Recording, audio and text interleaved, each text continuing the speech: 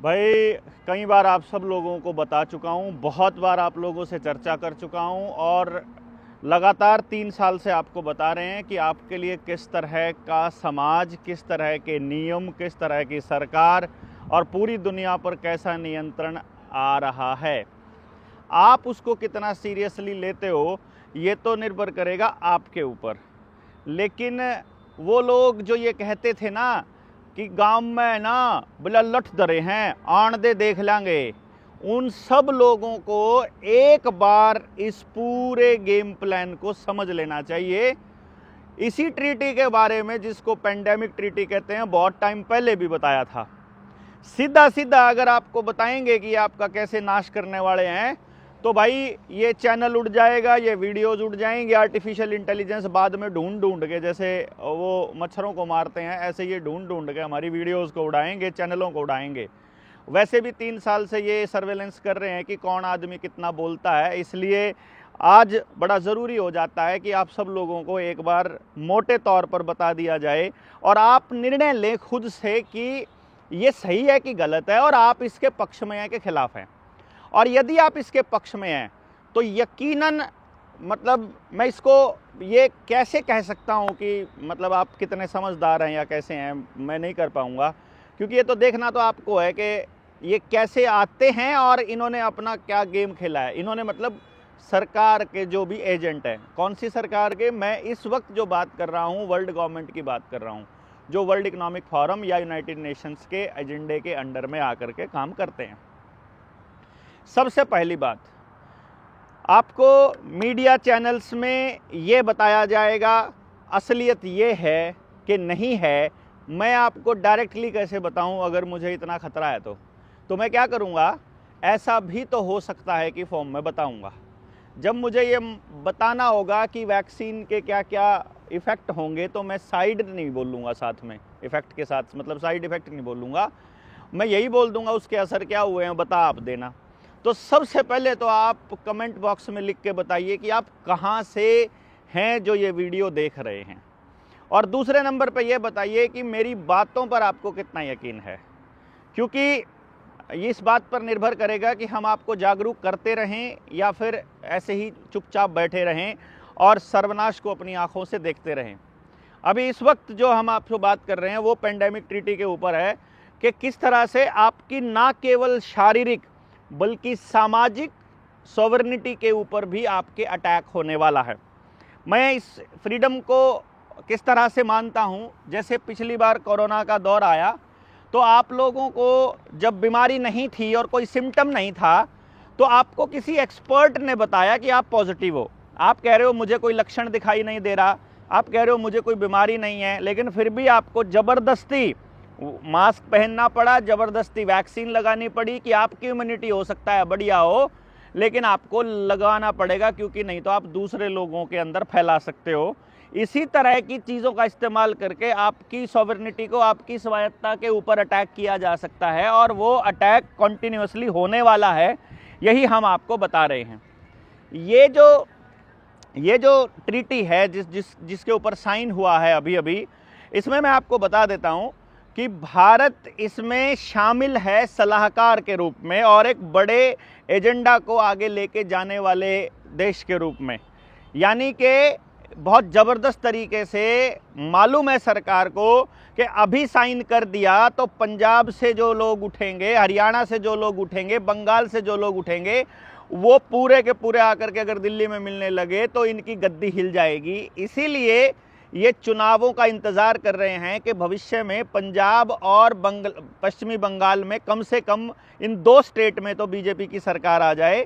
और अगर ये पूरा का पूरा गेम जियोपॉलिटिक्स अगर वर्ल्ड इकोनॉमिक फोरम खेल रहा है तो ईवीएम का खेला अब की बार होने वाला है। अब की बार आम आदमी पार्टी के 50% से ज़्यादा विधायक बीजेपी में शामिल होने वाले हैं, कांग्रेस के विधायक भी बीजेपी में शामिल होने वाले हैं। कैप्टन अमरिंदर हो सकता है बीजेपी का अगला प्रधानमंत्री डिक्लेयर कर दिया जाए, उस वक्त आपके पास कोई दूसरा ऑप्शन नहीं बचेगा, क्योंकि कैप्टन अमरिंदर ऑलरेडी मुख्यमंत्री रह चुके हैं, पिछली बार बीजेपी का सहयोगी रहा है। तो बीजेपी के पास किसी भी स्टेट में एंट्री के लिए आम आदमी पार्टी एक कवरिंग फायर के तौर पर काम करती रही है, एक कवरिंग एजेंट के तौर पे काम करती रही है, और वो काम बीजेपी के लिए आम आदमी पार्टी ने पंजाब में बखूबी किया है। जैसे ही इन 2 स्टेट में सरकार बीजेपी की आई, उस वक्त इस देश के अंदर गुलामी का असली दौर शुरू होगा। उसी दौर की भयानकता को ध्यान में रखते हुए मैंने अपने गांव में काम चालू कर दिया है और मैं अपने गांव के प्रत्येक घर तक अपना एजेंडा, अपना मिशन, अपना विजन लेके जा चुका हूं, ताकि हम लोग पूरे देश को एक विजन दे सकें कि भाई हम लोगों को अगर सरकार के ऊपर से निर्भरता खत्म करनी है तो हम क्या कर सकते हैं। तो मैं इस पेंडेमिक ट्रीटी के एक एक पॉइंट्स को यदि मैं कहूं तो ह्यूमैनिटी के अगेंस्ट एक बहुत बड़ा ये क्राइम है, एक तरह से मैं इसको कहूँगा। और ये एक डिजिटल गुलामी, यानी एक पूरी वर्ल्ड लेवल पर एक पूरे ग्लोबल गुलामी का एक ब्लूप्रिंट तैयार हो गया है।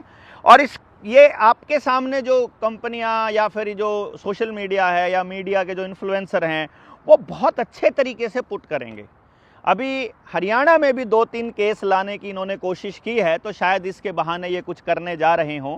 और आपको शायद मालूम नहीं है कि सिंगापुर में लॉकडाउन ऑलरेडी लग चुका है और सिंगापुर में मेडिकल इमरजेंसी घोषित होने के बाद में अब वहाँ पर पूरा खेल अमली जामा पहनाया जाना चालू हो गया है। वहाँ 2000 से ज़्यादा संक्रमित पाए गए, यानी उनको पॉजिटिव पाया गया और अब अस्पतालों में वहाँ वही खेल शुरू होने जा रहा है जो 2019 में शुरू हुआ था। मालूम है सिंगापुर में क्यों? क्योंकि सिंगापुर पूरी दुनिया का पहला ऐसा देश बना है जहां वैक्सीन ना लेने पर व्यक्ति के ऊपर आपराधिक मुकदमा दर्ज हो जाएगा, यानी कि वैक्सीन ना लगवाना अपराध घोषित हो गया है सिंगापुर में। और इसीलिए सबसे पहले कोरोना वहीं पर आया है। मैं आपको बहुत पहले से बता रहा हूं, इंडिया में क्योंकि 14 साल से कम उम्र के बच्चों का जब नंबर आया था तो उसी वक्त जनता सरकार मोर्चा जैसे दूसरे संगठनों ने मेहनत करके, आवाज़ें उठा करके लॉकडाउन खुलवा दिया था और वैक्सीनेशन को बंद कर दिया था। इसीलिए पहले झटके में 12 साल से कम उम्र के बच्चों को टारगेट इस बार करने की योजना आ रही है। आपने मीडिया के न्यूज़ चैनल्स में ये सारा खेल देखा ही होगा। वही सारी वैक्सीन हो सकता है आपके बच्चे के पैदा होते ही आपके बच्चों को लग रही हों, वरना 4 साल के बच्चों में पहले कभी हमने हार्ट अटैक के केसेस नहीं देखे थे। ये पिछले 3-4 साल में बढ़े हैं कि कोई 4 दिन का बच्चे को भी ब्रेन हेमरेज हुआ है या हार्ट अटैक हुआ है या कार्डियक अरेस्ट आया है, और 2 साल के बच्चे को भी और 4-5-6 साल के बच्चे को भी। बाकी आप समझदार हैं कि वो किस वजह से आया होगा। तो ये कोई विश्व के स्वास्थ्य को सही करने के लिए नहीं, बल्कि वैश्विक नियंत्रण के लिए एक कागज दस्तावेज है जिसको यदि इम्प्लीमेंट कर दिया जाता है तो देश का संविधान नल एंड वॉइड हो जाएगा। देखो, मैं आपको बताऊं, पहले मैंने 2-3 साल पहले जो वीडियो बनाई थी तब भी मैंने ये कहा था कि हमारे देश का संविधान नल एंड वॉइड हो जाएगा। लेकिन मैं आपको एक बात बता दूं कि इसमें कहीं पर भी ये नहीं लिखा हुआ है कि आपके देश का संविधान नल एंड वॉइड हो जाएगा।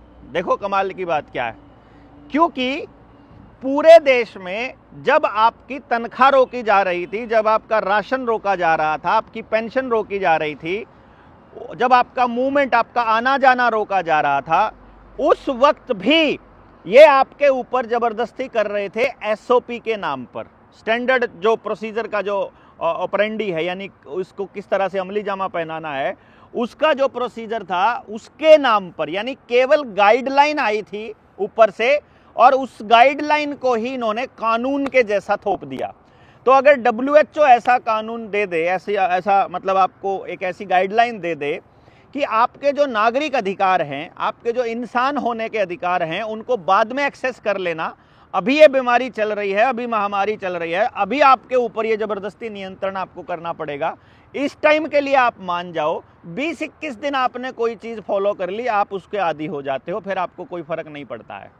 तो अब आपकी जो दुकान खराब हुई थी, जो आपकी बेरोजगारी है, जो आपकी बर्बादी है, जो आपका लोन में डूबा होना है, जो आपके डिप्रेशन है, वो अब आप अपनी किस्मत मान करके उसे अपना मान चुके हो और अब सरकार से सवाल पूछने की आपकी हिम्मत समाप्त हो चुकी है।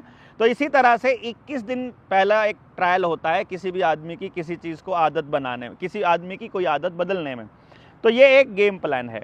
तो सबसे पहले मैं आपको बता दूं, इसमें ये लोग कह रहे हैं कि हम दुनिया को, ये जो पेंडेमिक ट्रीटी है इसका पर्पस वो बता रहे हैं कि दुनिया को अगली महामारी के लिए तैयार करना। देखो कमाल की बात क्या है, इन लोगों को इतनी चिंता है हमारी कि ये दुनिया को अगली महामारी के लिए तैयार करने की योजना बना रहे हैं। दूसरी बात ये कह रहे हैं आपस में सहयोग बढ़ाना। दूसरी महामारी के लिए तैयार करने का मतलब है फिर आपको बिल गेट्स की वो किताब ज़रूर पढ़नी चाहिए जिसमें वो अगली महामारी के लिए तैयार होने को बोल रहा है। देखना बिल्कुल वैसे ही वो काम कर रहे हैं। अगले नंबर पर सहयोग बढ़ाना, मतलब आपने सहयोग नहीं बढ़ाया तो आपको देशद्रोही घोषित कर दिया जाएगा। और ये ऑपरेशन सिंदूर चलाया था जिस वक्त, इधर तो आप ऑपरेशन सिंदूर में उलझे हुए थे और उधर जो है वो पेंडेमिक ट्रीटी के ऊपर वहाँ पर तालियां बज रही थी और उसके ऊपर सिग्नेचर्स हो रहे थे। फिर वो कह रहे हैं, देखना आपको शब्दों के अंदर ही छुपी हुई गेम प्लान को समझना है। स्वास्थ्य सेवाओं की समानता सुनिश्चित करना। असल में ये कह रहे हैं कि पूरी दुनिया में हर किसी को एक ही इंजेक्शन लगाना है, एक ही वैक्सीन लगानी है, जब ये बोल रहे हैं स्वास्थ्य सेवाओं की समानता सुनिश्चित करने को। जबकि आयुर्वेद कह रहा है कि सबकी प्रकृति अलग होती है हर शरीर की। होम्योपैथी कह रही है कि फैमिली हिस्ट्री छोड़ो, जीन्स तक का भी प्रभाव पड़ता है। तो आप ये कैसे कह सकते हो कि किसी एक छोटी या बड़ी बीमारी के लिए आपको एक ही तरह की वैक्सीन सबको लगानी चाहिए या लगानी पड़ेगी या हम लगाएंगे? तो असल में तो ये ग्लोबल गवर्नेंस का एक मॉडल तैयार हो रहा है। पूरी दुनिया पर कब्जा करने का इजरायलियों का अमेरिका के थ्रू जो गेम प्लान है उसको अमली जामा पहनाया जा रहा है। आज़ादी की इस लड़ाई में अब की बार हम अंग्रेज़ों से अधूरी आज़ादी नहीं लेने वाले हैं। अब की बार WTO से भी आज़ादी चाहिए, वर्ल्ड हेल्थ ऑर्गेनाइजेशन से भी आज़ादी चाहिए, अंग्रेजियत से भी आज़ादी चाहिए, और जितने दुनिया के लेवल पर भारत को बांधने वाली संधियां हैं हर संधि से आज़ादी चाहिए। हो सकता है वो आपको परमाणु बम से डराने लग जाएं, लेकिन परमाणु बम से अगर आप डर गए तो आप कभी जीत नहीं पाओगे। मैं आपको एक बात बता देता हूं, भारत पर कभी भी परमाणु बम गिराया नहीं जा सकता। मैं आपको ये बहुत अच्छे से बता रहा हूं। भारत पर परमाणु बम क्यों नहीं गिराया जा सकता, इसको समझना है यदि, तो आपको देखना होगा कि एशिया के जो दक्षिणी हिस्से पर, वहीं पर इतनी जलवायु, इतनी विविधता, इतने जड़ी बूटियाँ और इतना जंगल, ये सब कुछ मिलता है। अभी क्या है कि इन्होंने पेस्टिसाइड डाल करके हमारे जंगल ख़त्म कर दिए हैं, पर यदि आज हम लोग जागरूक होना शुरू करेंगे, तो आज हमने अगर पेस्टिसाइड डालना बंद कर दिया तो जड़ी बूटियां उगना अपने आप शुरू हो जाएंगी और 3 साल में हमारी धरती वापस वैसी हो जाएगी कि हम गोवंश से दोबारा से, यानी बैल से हम लोग खेती करने लायक हो जाएंगे। यानी आपका जो सब्र है वो 3 साल का है, और जो ये पेंडेमिक ट्रीटी को अमली जामा पहनाना है वो 2 साल का है। मैं आपको ये 2 साल इसलिए बता रहा हूँ क्योंकि 2 साल में ये चुनाव भी हो चुके होंगे। इधर से पश्चिमी बंगाल का चुनाव मान लेते हैं कि दोबारा से ममता बनर्जी जीत गई और EVM का खेल इनका फेल हो गया, तो उस वक्त के लिए फिर ये वहाँ पर हिंदू मुसलमान के दंगे या रोहिंग्या के दंगे करवा करके राष्ट्रपति शासन लागू कर देंगे।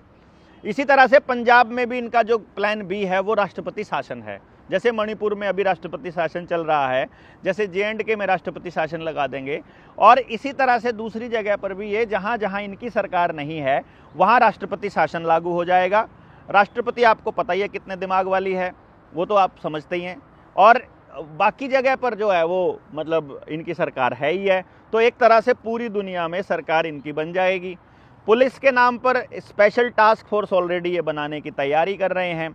भारतीय न्याय संहिता में इन्होंने एक जो अभी सिविल डिफेंस के नाम पर जो फॉर्म लिए थे इन्होंने सेना में भर्ती होने वाले, वो गांव में से किसी का भी कार्ड बनाकर वो पुलिस का मुखबिर उसको साबित कर, वो कह देंगे गांव के जो सबसे गुंडे लुच्चे बदमाश लोग हैं उनको ये पुलिस के साथ अटैच कर देंगे कि ये लोग अगर गांव में कोई हिला तो इनके ऊपर तुमने अटैक किया तो सरकार पे अटैक माना जाएगा। तो भारत सरकार यानी हमको दोबारा से अपने अधिकारों को वापस लेने की दिशा में इसके ऊपर काम करना पड़ेगा।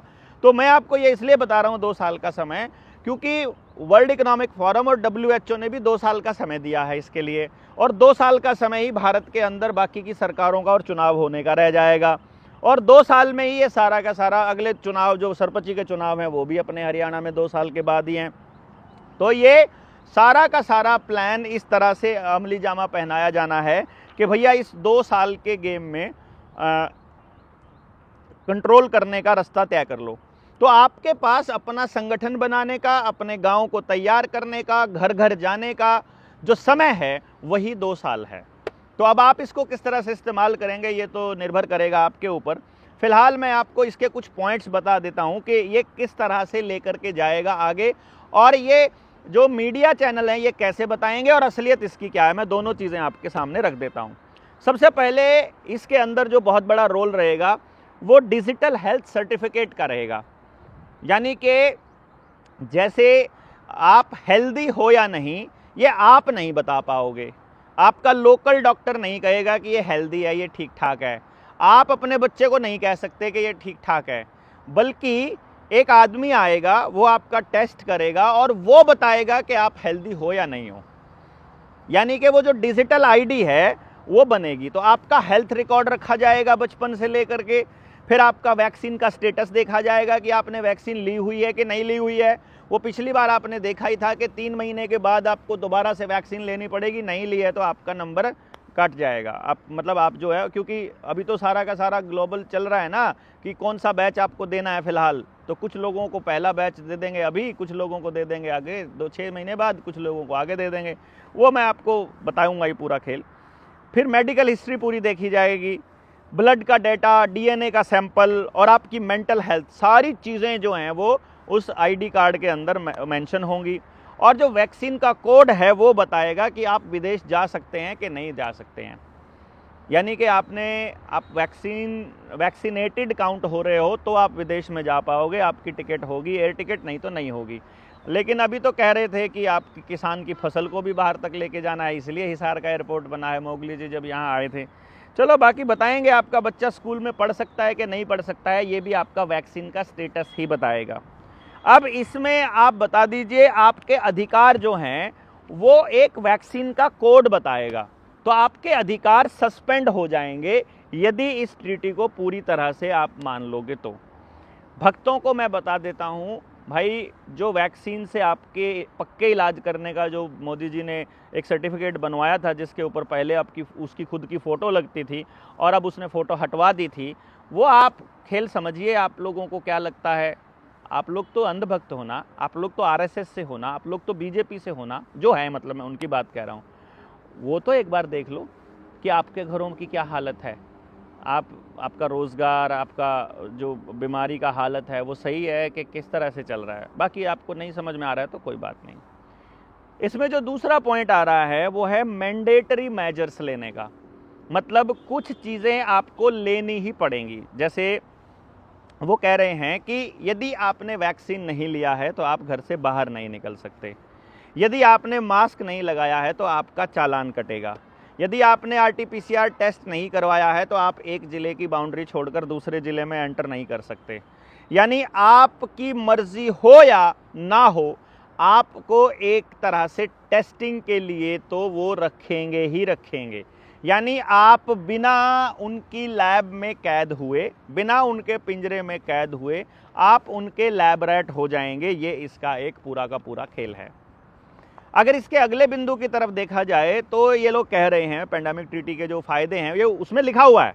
देखो वो अप्रोच बता रहे हैं आपको बढ़िया वाली। जैसे कि मान लो यहाँ पर कहेंगे कि भाई पूरे देश में ना फैले इसलिए इनको लगाना ज़रूरी है, इसलिए इनको वैक्सीन लगाना ज़रूरी है, चलो इनको मास्क लगाना भी ज़रूरी है। वो सब तो पहले आप देख चुके हो, सब कुछ आप पहले देख चुके हो।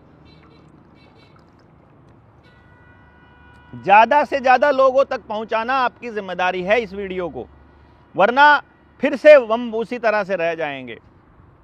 करोड़ों लोगों तक ये वीडियो पहुँचनी चाहिए। और आपकी जानकारी में जो भी व्यक्ति है इसको जरूर समझ ले। मैंने दोनों पहलू बताए हैं कि मीडिया क्या दिखाएगा, अभी उसने दिखाया नहीं है, और हम क्या दिखा रहे हैं। कोई कॉपीराइट नहीं लगता है मेरी वीडियोस को अपने चैनल पर अगर आप डालते हो तो कोई कॉपीराइट नहीं लगाऊंगा मैं। आप डालिए जितना डाल सकते हो, मैं बता रहा हूं आपको। इसमें जो अगला जो पॉइंट बता रहे हैं वो वन हेल्थ अप्रोच बता रहे हैं। वन हेल्थ अप्रोच का मतलब क्या है, वो कहते हैं कि आदमी और पशु की हेल्थ को एक तरह से मतलब एक तराजू में तोला जाए और पर्यावरण को इसमें ध्यान रखा जाए, मतलब पर्यावरण को ध्यान में रखा जाए। मैं समझ रहा था, मैं कहा यार ये पंगा कैसे है, ओहो हो, फिर समझ में आया। समझ में ये आया कि यदि आपकी गाय में वो वायरस मिलने का कोई चांस मिला तो आपकी दूध की सप्लाई बंद हो जाएगी। यदि आपके खेत में फसल खड़ी थी और मुझे बताया उन्होंने कि भाई देवेंद्र उधर आपके खेत में ऐसे ही जैसे वीडियो बना रहा था, तो आपकी लोकेशन ने बता दिया कि आप वहाँ पर थे, आपकी ट्रैवल हिस्ट्री ने बताया कि आप उस खेत के आसपास थे, तो उस खेत में वायरस होने के चांस हैं, तो उस खेत का अनाज कोई नहीं खा पाएगा, या फिर उस खेत में हो सकता है उस खेत को आग लगा दी जाए। तो वो ये कह रहे हैं कि उस फसल को कोई नहीं खाना चाहिए जिसके अंदर वायरस होने के चांस हैं। फिर वो ये भी दे रहे हैं, वो पढ़े लिखे लोग जो, मतलब मैं तो असल में पढ़े लिखे नहीं बोलता उनको, ये जो डिग्रीधारी लोग हैं, इन लोगों जो साक्षर लोग हैं, इन लोगों के लिए वो कहेंगे इसकी ना कॉम्प्रिहेंसिव अप्रोच होनी चाहिए। वो कॉम्प्रिहेंसिव अप्रोच का मतलब वो यही लेते हैं कि भाई समग्र रूप में देखा जाए, समग्र दृष्टिकोण होना चाहिए। अब उस कॉम्प्रिहेंसिव अप्रोच में वो ये कह रहे हैं कि मान लो किसी जंगल में वायरस होने की पुष्टि हो गई या उनको शक हो गया, तो उस जंगल से आदिवासियों को विस्थापित करेंगे जबरन। ये जो खेल चल रहा है ये इसीलिए चल रहा है ना भाई, संसाधनों पर कब्जे का तो खेल है। गांव तो खाली करवाने ही करवाने हैं, फसलों पर तो, जमीनों पर तो कब्जा इनको चाहिए ही चाहिए। आप मानो या ना मानो, ये गेम प्लान तो चल ही रहा है, आपको समझ में आए कि ना आए। हम पहले बता रहे हैं फूड सप्लाई को रोक दिया तो शहरों में आग लग पड़ेगी, शहर वाले पागलों की तरह हो जाएंगे और सबको 5-5 किलो अनाज पर या एक ब्रेड की रोटी पर निर्भर रहना पड़ेगा। कोई बड़ी बात नहीं है। एग्रीकल्चर के ऊपर, एनिमल फैसिलिटी के ऊपर आपका, उनके ऊपर सीधा नियंत्रण करने का एक खेल है।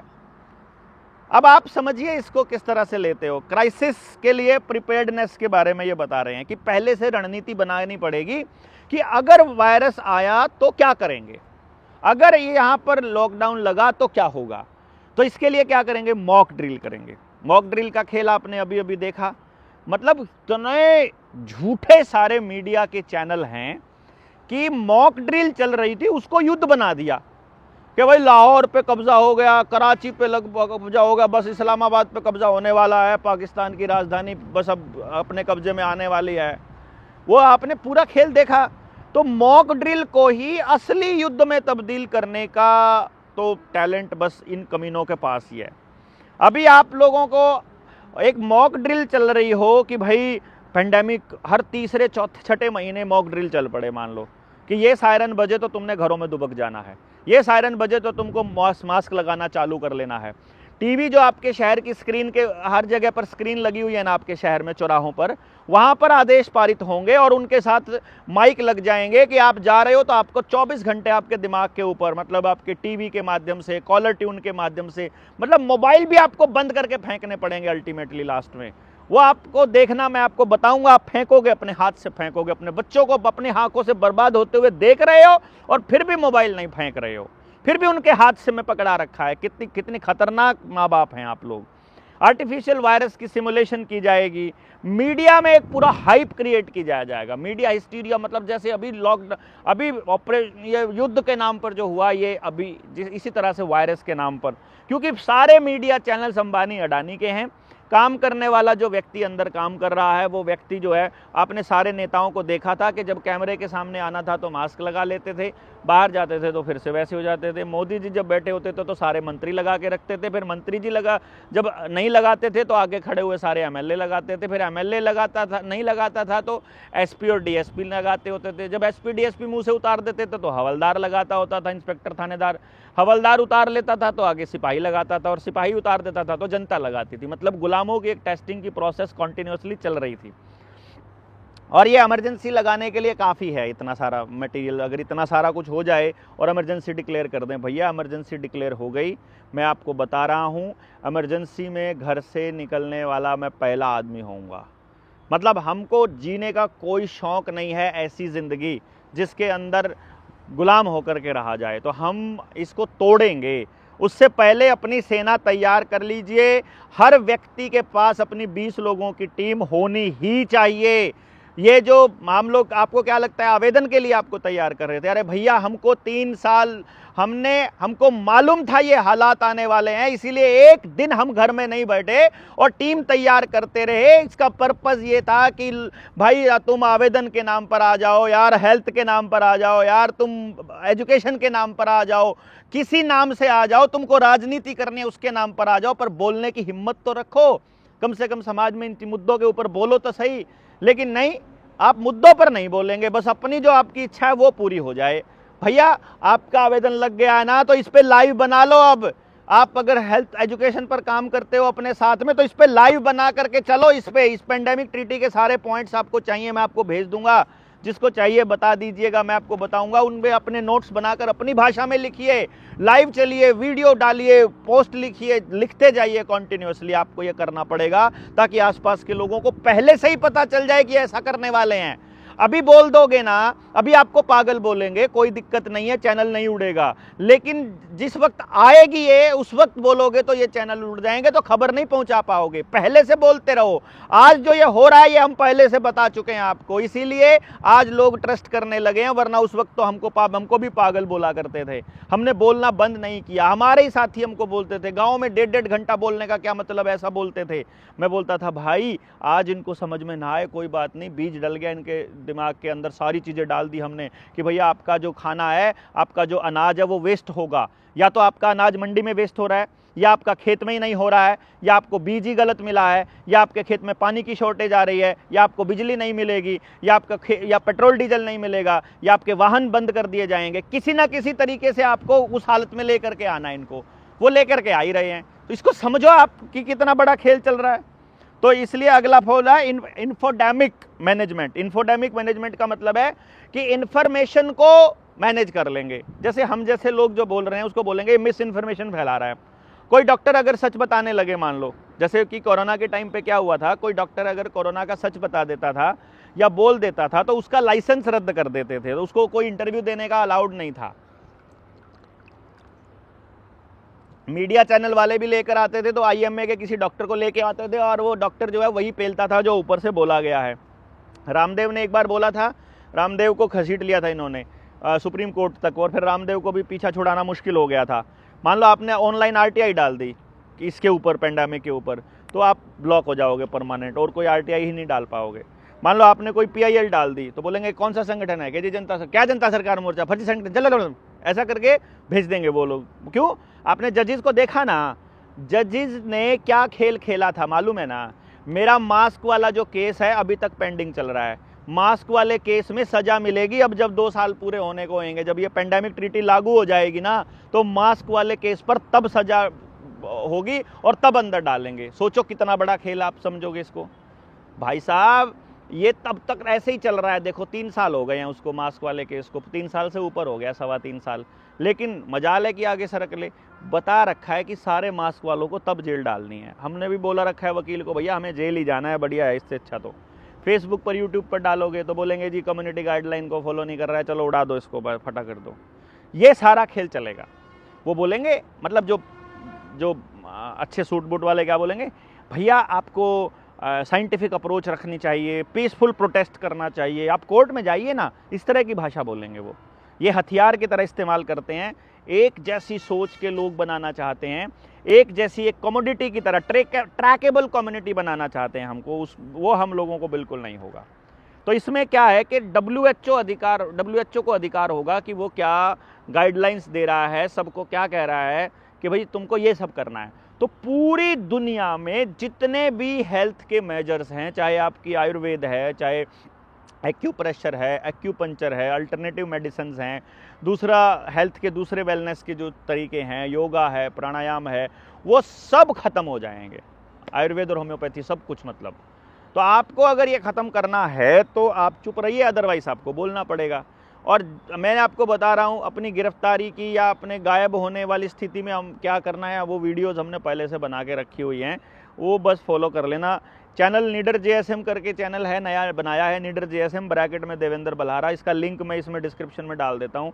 वो उसको दोबारा से चैनल को जो है वो सब्सक्राइब कर लीजिए। और शुक्रवार को यानी कि फ्राइडे को शाम को 10 बजे मैं उस पर एक वीडियो लगाऊंगा रात को, तो आप लोग अगर रात को 10 बजे चलाकर सो जाएं तो उसके ऊपर जो है ट्रैफिक बढ़ जाएगा और वो मतलब जो सब्सक्राइबर्स हैं वो बढ़ जाएं ताकि लोगों तक जाना शुरू हो जाए। तो हम लोग उसमें इसी तरह से डालेंगे लंबी लंबी वीडियोस ताकि मैक्सिमम लोग लगा करके उसको छोड़ सकें, ताकि वो चैनल जाए, एक बार चलता रहे थोड़ा बहुत।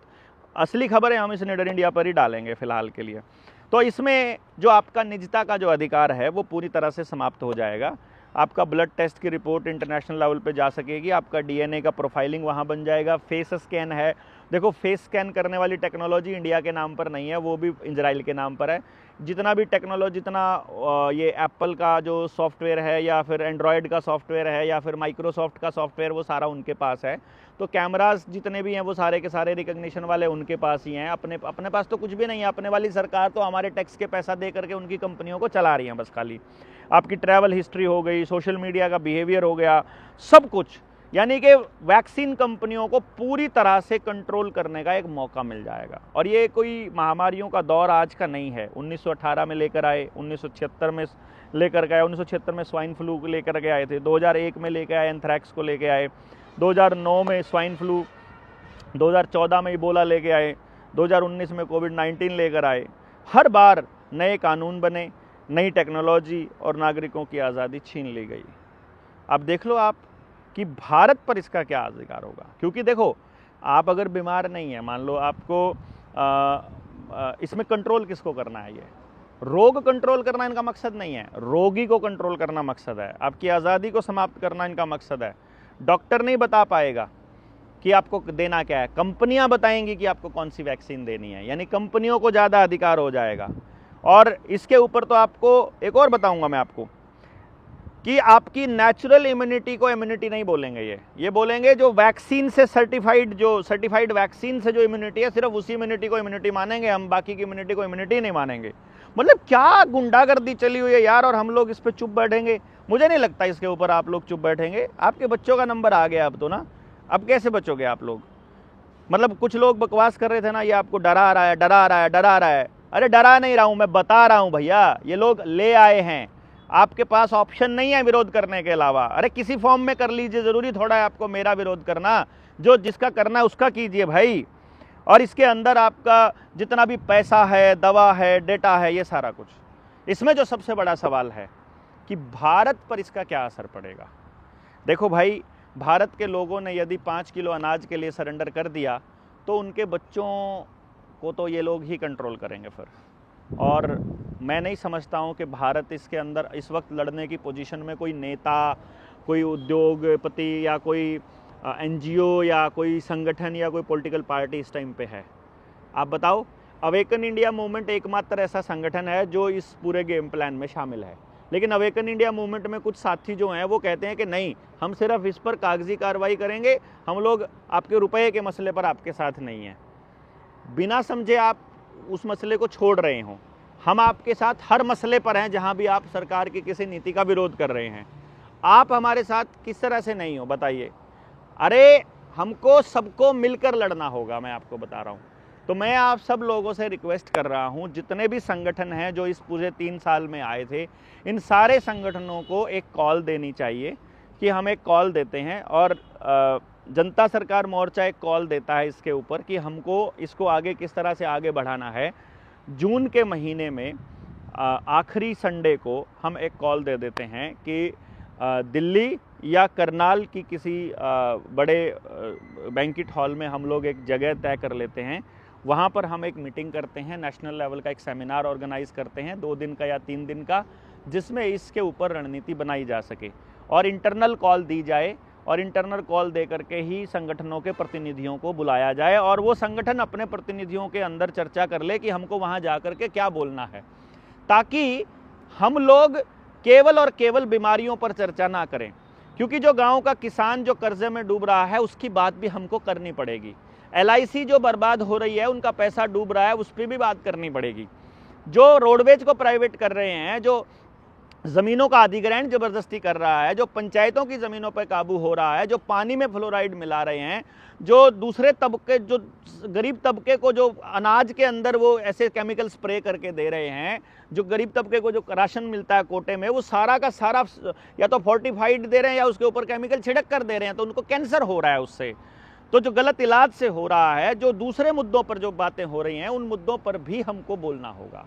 इसके अलावा मुझे कोई रास्ता नज़र नहीं आता है, क्योंकि आप रोडवेज के लिए बोलोगे तो रोडवेज आपके लिए बोलेगा, यदि आप किसान के लिए, हम किसान के लिए बोलेंगे तो किसान हमारे लिए बोलेगा। किसान के प्लेटफॉर्म पर जाकर जब हम ये वाले मुद्दे बताते हैं तो किसानों को समझ में आता है, और किसान हमारे साथ होते हैं। जब लॉकडाउन लगा था और उस टाइम पे जब हम वहाँ पर चंडीगढ़ में गिरफ्तार हुए थे, तो कितने सारे किसान नेता वो लोग वहीं पर उसमें शामिल थे जो पहले किसान आंदोलन में सक्रिय थे, उस वक्त भी, मौजूदा हाल में, उस टाइम पर भी। तो मैं ये कह रहा हूँ कि हम सब लोगों को, चाहे अब किसी भी फॉर्म में जो भी लड़ने वाले लोग हैं, हो सकता है कि हमारे आपके मुद्दे अलग अलग हों, हमारी सोचने का, काम करने का तरीका अलग अलग हो, लेकिन इन पर तो हमको मिलकर के एक बार तो कोई ना कोई एक चर्चा का एक अभियान शुरू करना चाहिए, क्योंकि अब चर्चा का समय आया है। अब टीम तैयार हो गई है, पूरे इंडिया में अब लोग जाग गए हैं, सब लोगों को मालूम पड़ गया है कि लड़ने की ताकत किन किन लोगों में है, कौन कागजी कार्रवाई का काम करेगा और कौन नहीं करेगा। मान लो एक वकील है, मैंने बोला कि ये सारे मुद्दे हैं, बोला ये वाले मुद्दे से तो सरकार गिर जाएगी, तो मैंने कहा बढ़िया है, क्या दिक्कत है आपको? बोला नहीं, मैं मोदी जी के खिलाफ नहीं जा सकता। वैसे वो देश की लड़ाई लड़ने की बात कर रहे हैं, वैसे वो मोदी जी के खिलाफ नहीं जा सकते। तो ऐसे लोगों की पहचान हो गई। अभी जो लाल झंडे वाले लोग हैं, इन्होंने तो कितने, ये ट्रेड यूनियन के नाम पर जो कम्युनिस्टों ने जितने सारे आंदोलन किए हैं, ये जाकर के हर आंदोलन में झंडे लेकर सबसे आगे जाकर के बैठ जाते हैं। इनको वही 4 लोग होते हैं और वही अपना नारे लगाने में बेस्ट है और नेगोशिएशन करके निकल आते हैं। भाई हमारे तो मोर्चे के अंदर तो मैं स्पष्ट बता रहा हूँ भैया, मैं दूसरा कोई झंडा, भाई हम अपना जनता सरकार मोर्चा का झंडा छोड़ने को तैयार हैं, नाम भी नहीं लेंगे हम अपना मोर्चे का, सिर्फ तिरंगे के झंडे के नीचे हम लोग खड़े हो सकते हैं। कोई भी एक झंडा बना लो, उसके नीचे खड़े हो सकते हैं। कोई अलग अलग झंडों में हम लोग नहीं आए, तब जाकर के लड़ाई लड़ने का मजा है।